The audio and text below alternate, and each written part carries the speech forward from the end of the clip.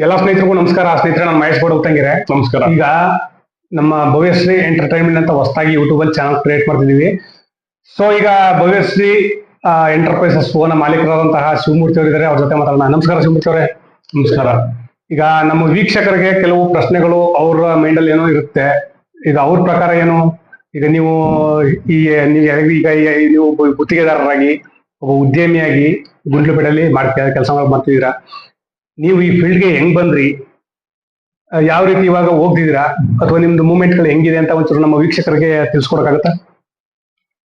ಖಂಡಿತ. ನಮ್ಮ ಒಂದು ಒಳ್ಳೆ ಉದ್ದೇಶದಿಂದ ಮಾಡ್ತಿದ್ರಿ. ಇದರಿಂದ ಒಂದ್ 4 ಜನಕ್ಕೆ ಅನುಕೂಲ ಆಗಂದ್ರೆ ಇನ್ನು ನಮ್ಮಿಂದ ಅದಕ್ಕಿಂತ ಯಾವ್ದು ಬೇಕು. ನಾನು ಒಬ್ಬ ಸಣ್ಣ ಗುತ್ತಿಗೆದಾರನಾಗಿ ಪ್ರಥಮವಾಗಿ ಸ್ಟಾರ್ಟ್ ಮಾಡಿದೆ. ಅದಕ್ಕೆ ನಮ್ಮ ಹೊತ್ತಿಗೆ ಮತ್ತು ನಮ್ಮ ಅಣ್ಣ ಬಹಳ ಸಪೋರ್ಟ್ ಇದೆ, ಮಾಡಿದ್ರು. ಆ ನಂತರದಲ್ಲಿ ನಾನೊಬ್ಬ ಮಾಸ್ಟರ್ ಡಿಗ್ರಿ ಹೋಲ್ಡರ್.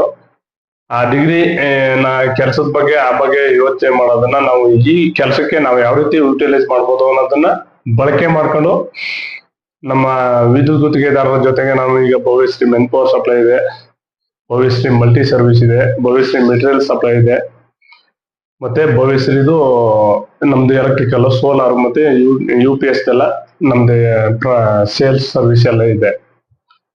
ಈಗ ತುಂಬಾ ಜನ ಯುವಕರು ಏನ್ ಮಾಡ್ತಾರೆ, ಈಗ ನಮ್ದು ಡಿಗ್ರಿ ಆಗಿದೆ, ಮಾಸ್ಟರ್ ಡಿಗ್ರಿ ಆಗಿದೆ, ಉದ್ಯೋಗಗಳಿಲ್ಲ, ಅಥವಾ ನಮ್ಮ ಮನೇಲಿ ಸಪೋರ್ಟ್ ಮಾಡ್ತಿಲ್ಲ ಅಂತ ತುಂಬಾ ಜನ ಫೀಲ್ ಮಾಡ್ಕೊಂತಾರೆ. ಅವು ಅಂತ ನಿರುದ್ಯೋಗಿ ಯುವಕರಿಗೆ ನಿಮ್ಮ ಸಲಹೆಗಳೇನು ಅಂತ ಹೇಳ್ತೀರಾ? ನನ್ನ ಪ್ರಕಾರ ಹೇಳ್ಕೋಬೇಕು ಅಂದ್ರೆ, ಸತ್ಯವಾಗ್ಲೂ ಬಿಸ್ನೆಸ್ ಮಾಡೋನ್ಗೆ ಯಾರ ಸಪೋರ್ಟ್ ಬೇಕಾಗಿಲ್ಲ, ಯಾವ ಹಣಕಾಸು ಅಗತ್ಯನೂ ಕೂಡ ಇಲ್ಲ.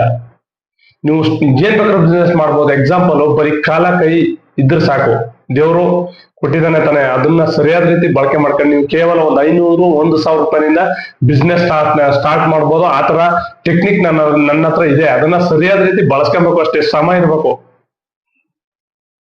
ಇವಾಗ ನಮ್ಮ ಯುವಕರಿಗೆ ಮತ್ತೆ ಈಗ ಜಮೀನುಗಳಿರುತ್ತೆ, ಜಮೀನಲ್ಲಿ ಕೆಲಸ ಮಾಡಲ್ಲ ಅವರು, ಅಂತವ್ರಿಗೆ ಏನಾದ್ರು ಸಜೆಸ್ಟ್ ಕೊಡೋದಾದ್ರೆ ಯಾವ ರೀತಿ ಜಮೀನುಗಳಲ್ಲಿ ಯಾವ ರೀತಿ ಮಾಡ್ಬೋದು, ಅವರು ಯಾವ ರೀತಿ